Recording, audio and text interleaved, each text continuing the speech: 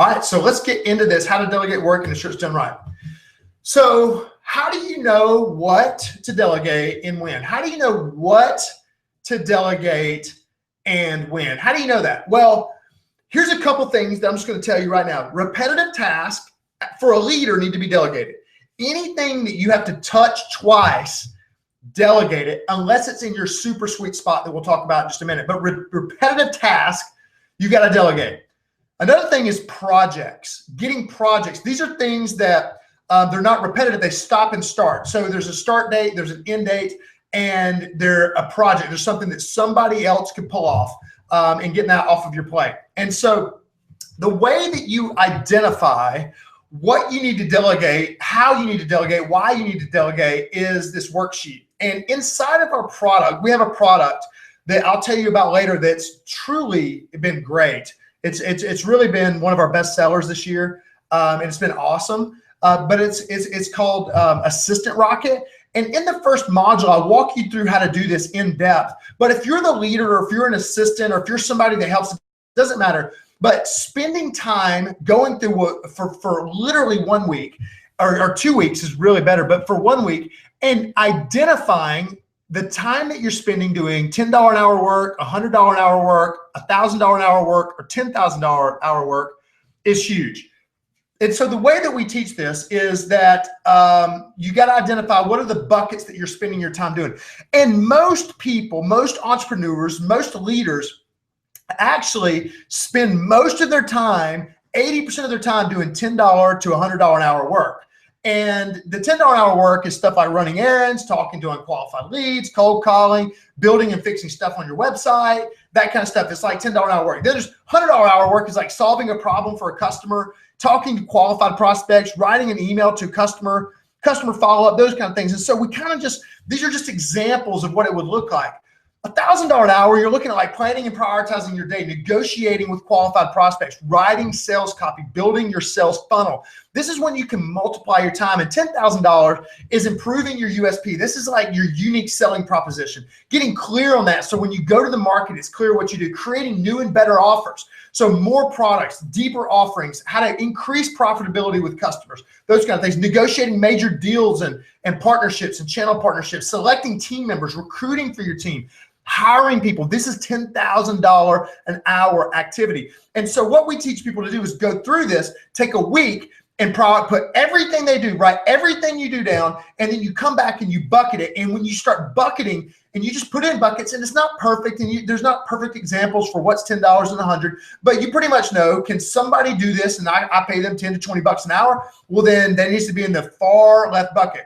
If nobody else can do it and only you can do it as the leader, it's probably going to be all the way over in the $10,000 per hour bucket. And so doing this is the best way to start, because it will show you what you need to delegate. And what you've got to do is flip it. You got to go from spending 80% of your time at 10 to 100 to spending 80% of your time at 1,000 to 10,000. If you're an assistant listening today, your goal should be leading the process to say, hey, you're spending your time doing too many things that are $100 to $10 an hour. We need to get you over and doing the things not only that make more money, but the things that keep you energized, the things that keep you excited, and the leader should be in their sweet spot. And so that as an assistant, that role should be helping clarify that as well, and you can lead up. So the reality is, this is one of my favorite quotes, the happiest and healthiest people are those whose expectations meet reality. Let me say that again. The happiest and healthiest people are those whose expectations meet reality. Where this quote comes in and why this is so important, because I see so many entrepreneurs that are frustrated, that they're worn out. I see so many leaders that are doing this repetitive task and they're sick of it. I see balls being dropped. I see burnout happen. I see people get sick of it and they just want to move on. I see people that they're just tired of it. And oftentimes the blueprint that we had for the role or the job that we're in, or the things that we thought we would be doing, but then we end up not doing, is why we're not happy in what we're doing, or we're frustrated, or we're angry, or we're bored, or we're upset, is because the happiest, healthiest people are those whose expectations, what you expect it to be, they meet reality. Think about this inside of a relationship. If you're married here, if you're in a relationship of any kind, you're going to be the happiest when expectations meet reality. When issues come up is right here. So what you've got to do as a leader is you've got to define reality. And one of the best things you've got to do is set expectations that meet reality for your team members, because frustration is happening. If you're the boss, you think you're the one frustrated, but I'm telling you, the people you're delegating to are frustrated, because oftentimes there's not a good expectation set for how do you delegate, how do you get work off to somebody else, and the reality of like, what do you actually want done and when do you want it done by? So we're going to talk about how to bring this together so you can be a fantastic delegator and really make this work. So step number one, and I'm going to give you one tool today.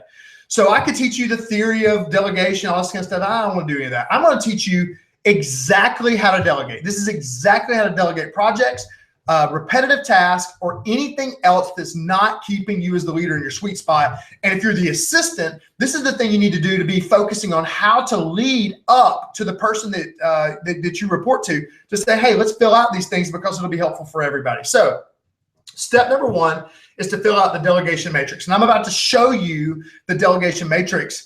Now, this is just the big picture. There's 5 steps to the delegation matrix worksheet of delegating and getting stuff out of your head and getting it on paper.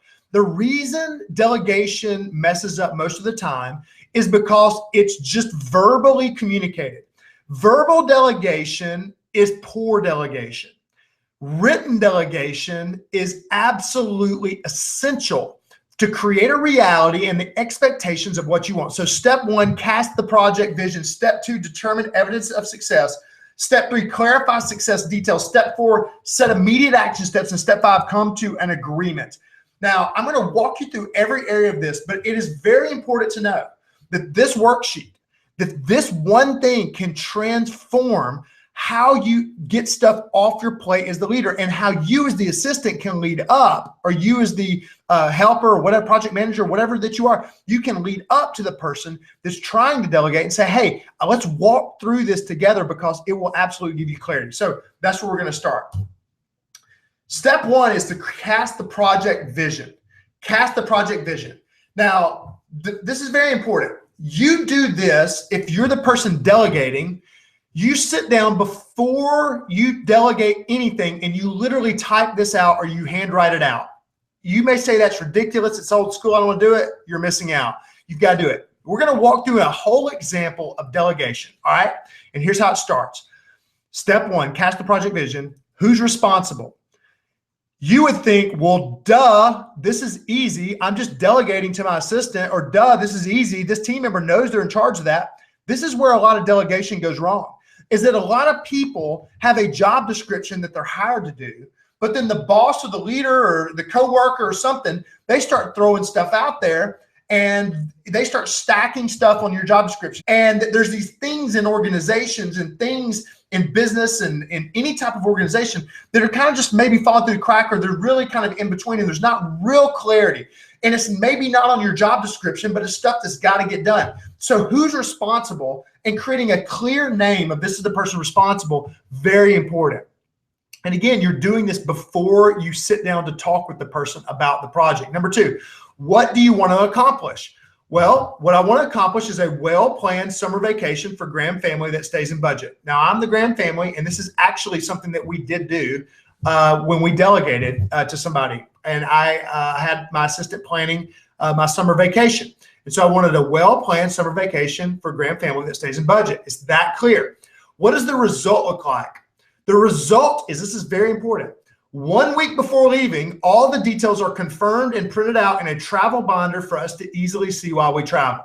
Now, this is the project vision. This is the big picture. Who's in charge? What do you want to accomplish? And what's the end result look like? Most people, most leaders don't even give good of who's responsible. Secondly, we'll say this is the outcome this is what we want to accomplish, is the Graham family vacation. That's wonderful. But we don't give the specific result. What does that look like for it to be well planned? What is the outcome? What is the physical or tangible? What is the report that's wanted? What is the thing that's needed at the end that would say, check it off, that's done, the project is over, and that's exactly what I was looking for. That's the project vision. That's the big picture. That's step number 1.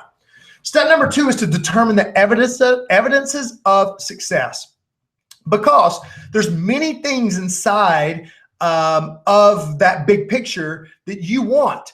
And getting this stuff out of your head and getting it on paper for the people that are going to be around you is so essential. It's so very important. This skill of learning, of getting it out of your head and writing it down, will create so much relational trust. It'll build the team members up. It won't be this thing that's just this nebulous deal out there, but it'll be so important. So the evidence of success basically say that if we were going to go to court and there was going to be evidence against, did we do this right or not? This is what it'll be. So number one is a 10-day vacation to the beach for family leaving on June 18th. Use as many reward points as possible to get the cheapest rates on flights and hotels. Provide 3 hotel condo options for Casey and Casey. You say, who's the other Casey? That's my wife. So we have the same name, Casey and Casey, to choose from before booking accommodations. Stay within set budget that we would have a number by. And then flights need to be direct, no stops. So this is me as a leader getting everything out of my head. Now, even when it comes to travel, Renee and I have sat down, and we did this a long time ago. Now we've done it for so long now that it's just by memory. But Renee, remember when we did the travel? We did the travel expectations. Yeah. So even writing down and delegating, I want somebody to handle all my travel and getting it out of your head. What does that mean? Renee, let me ask you a question. Where do I like to sit on an airplane? Aisle seat. I always want to be on the aisle. I hate being stuck. But I had to get that out of my head because I would get to the airport and it'd be like I'm in a window seat and I'm flying to California and I'm frustrated. Or when we got to the rental car place, like, where do we want to rent cars from? How does it work? And just getting it all out of my head, all on papers. This is who I want to use. This is what it looks like. Every single thing out of my head. Very important. Works so well. And the relief actually happens to get out of your head and write it down is huge. The third thing is to clarify success details. Now, the reason this is important is that inside of each one of the evidence of success, there's specific preferences that the leader has oftentimes. And this is where we go awry a lot because the preferences of people, oftentimes we just assume that everybody should know our preferences, or we think that people think like us. Well, if you're married, you know that, you live in the same house, you're 2 different people. I mean, you're married for goodness sakes, and we don't even think the same way. We're 2 different people. You can't read what's in somebody's head. You can't know it. And so the condo hotel needs separate living space from rooms, okay? So we went and we connected it back to number 1 over here when we're looking at the 3 condos, provide 3 hotel condo options. And I came back and I said, I got to be very clear here. And they need to have separate living room space from the rooms.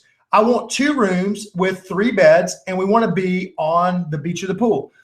Fly out the morning of June 8th, but not earlier than 10 a.m. Like literally getting this specific and this clear about what we want to do. Return early afternoon, but not later than 5 p.m. because we don't want to be in traffic. Have accommodations booked by May 1st. Get first 3 options sent over by April 10th, giving extremely detailed about when I want to see, what do I want to see. Determine the closest airport to ensure direct flights. And you kind of get it around here of the rest of it. But it's going to that level of depth of preference and being very specific about what we wanted to have happen when we went to Italy. And this is a real example of what we did. And it worked out great because we were able to be very clear. Now, what needs to happen to get the project started is the 4th step. There's usually 2 to 3 things, maybe 4, that are like number 1 to get moving, to get started. What do we got to do?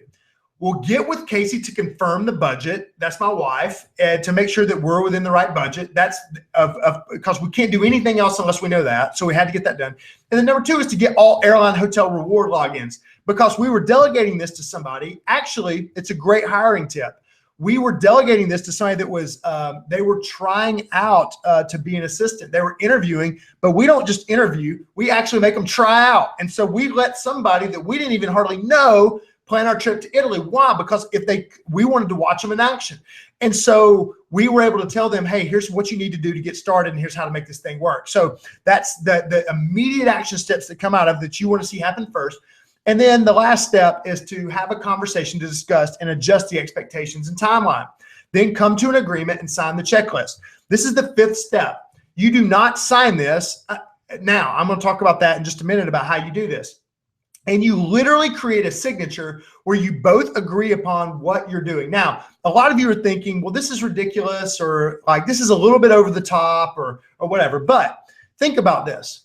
Why would it be ridiculous to actually get everything that you're wanting out of your head and onto paper?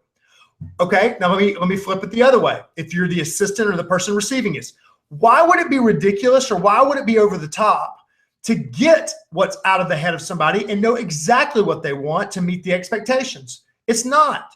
Why would you sign something? Like, I mean, come on, we're just working here. I've got a job here. Why would you sign something? Because the signing is an understanding, because in so many businesses and so many leaders I see is that we just tell people to go do stuff.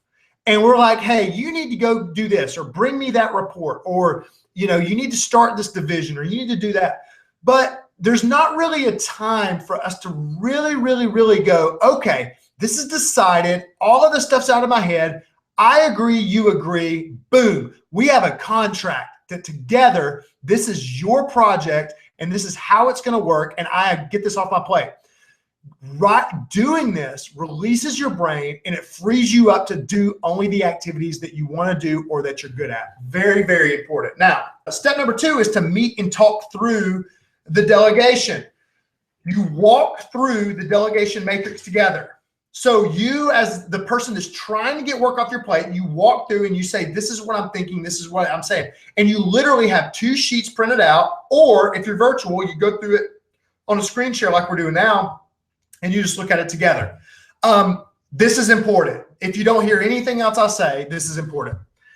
Delegation is not about dictatorship. That's terrible leadership.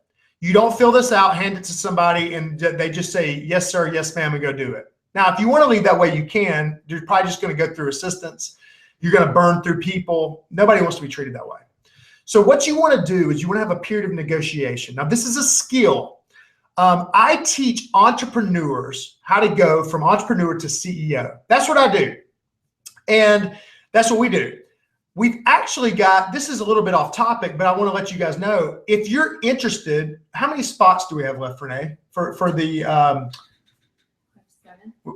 7? Oh, no, after today, is it 6? 6. You're right. Is that right? Mm-hmm. Okay, we have 6 spots. If you're actually an entrepreneur and you've got a business and you own a business, I've got 6 spots I'm going to deep dive with people over the next couple of weeks, and you can email Casey@CaseyGraham.com, Casey@CaseyGraham.com. I'm not going to talk about it on here, but you can email me if you're interested in going deep and learning. This is just one small little skill that you've got to have, but the skill of negotiating this delegation matrix will make all the difference. And if you're interested in becoming in building a company that's self-managing, that runs without you or could run without you, or that you could ultimately sell one day, please email me, Casey@CaseyGraham.com. Renee, you can put that in the thing, or you can just type in the chat, I'm interested in the Entrepreneur to CEO group. If you're interested, just put it in the chat that you're interested, and Renee can follow up with you as well. That'd probably be the easiest thing to do. So just say interested. And if you're interested, let us know. That's great. Now let's talk negotiation. Negotiation's huge because what you do is you sit down, you go through this matrix together, and then you say, tell me about your current workload. This is huge because oftentimes bosses are delegating, and we're dumping stuff on people that are already too busy. And so one of the biggest skills is being able to help your assistant. And inside of Assistant Rocket, we actually have a process to make sure that you're not overwhelming the assistant. And for the assistant, we teach you how to actually negotiate up so that you're not getting competing priorities to where you're overworking and you're not able to enjoy your family, or you're working all the time, you're on your email at night, you're doing all this kind of stuff. And we teach you how to create where you don't do that by negotiating what's most important. And so what you do to negotiate is you open up a conversation and say, are you okay with taking this project? Ask them that. Instead of saying you're taking this project, are you okay with it? If they say yes, great. You can put their name in the blank. If they say no, why? And then you have a conversation about it. Now, at some point, if somebody says no, they're not okay, you can lead them back through the process and say, okay, what can we help take off your plate so that you can actually get this done? Because just giving stuff to people and hoping that they do it is a terrible way to lead. You've got to have a conversation back and forth. Now, You negotiate through the details. Another thing is negotiating through the date. So let's just say you're trying to delegate something that you want done in 2 weeks, but the assistant knows that you're a visionary. They know you're a big picture thinker, and they know you have, listen, if you're the boss, you have no idea how hard it is and how long it takes for stuff to get done. That's the reality. Like, you just think, I said it, it's going to get done, and it just happens magically. For all my assistants out there, I want to give you a hallelujah, amen, because I'm on your side, baby. I know after 14 years of working with Renee, it just takes about 7 times longer than I think to get stuff done. So you want to negotiate dates. You want to negotiate due dates. You want to negotiate outcomes. And you want to get to the side where you say, hey, this is what I think is the leader. The negotiation says, okay, let's change it to this and that. And as the leader, you have the right to say, no, we're going to keep this, or yeah, I see your point, let's change that. And you can create a negotiated delegation matrix, and it's done. Now, this sounds like a long, hard process. It's not. You can delegate and do all the negotiation in 15 to 20 minutes. It's that simple. That's the power of having it written on paper. And it gives you great leadership authority and credibility in the relationship to open it up. And so basically you want to have written it in pencil. And then when you get done with the meeting, you want to have it written in pen. Then that's when you sign the thing. And that's when you say, I'm in, I agree. Yes, I agree. We understand, off to the races. It's all clear at that point. That's where agree and sign comes in. Step 3, which is important, is how do you manage delegate? Like, okay, so you did that. Do you just walk away and then magically everybody appears back at the due date of whatever it is that you've given them to do, or the project is done? This is when you've got to figure out, how do you manage delegation? Because delegation is not dumping and forgetting, and it's not controlling and you doing, it's the middle ground. And so what you do is that inside of Assistant Rocket, we teach about how to have a weekly assistant meeting. And so Renee and I have it's an airtight system with 5 sections through our weekly meeting that takes 1 hour. You can do it shorter, you can do it longer, but for us, it's about 1 hour. And part of that is looking at projects that are delegating, getting an update, her giving roadblocks to say, hey, I'm stuck here. What about this there? And letting me know this is on time. This is a green. It's on time. Yellow, it's a little bit behind. Red is, hey, I'm stuck. I need your help. And so it's green, yellow, red. Have the conversation. Here's where it is. And you have these conversations along the way. This is what allows you to truly let it go out of your brain, but not just dump it on somebody and hope that they get it done. This is very important, and it's beneficial to the assistant because you have a weekly time to be able to communicate about this and talk about it. Now, inside of Assistant Rocket, we go in depth on it, and it's huge. So that's the weekly checklist.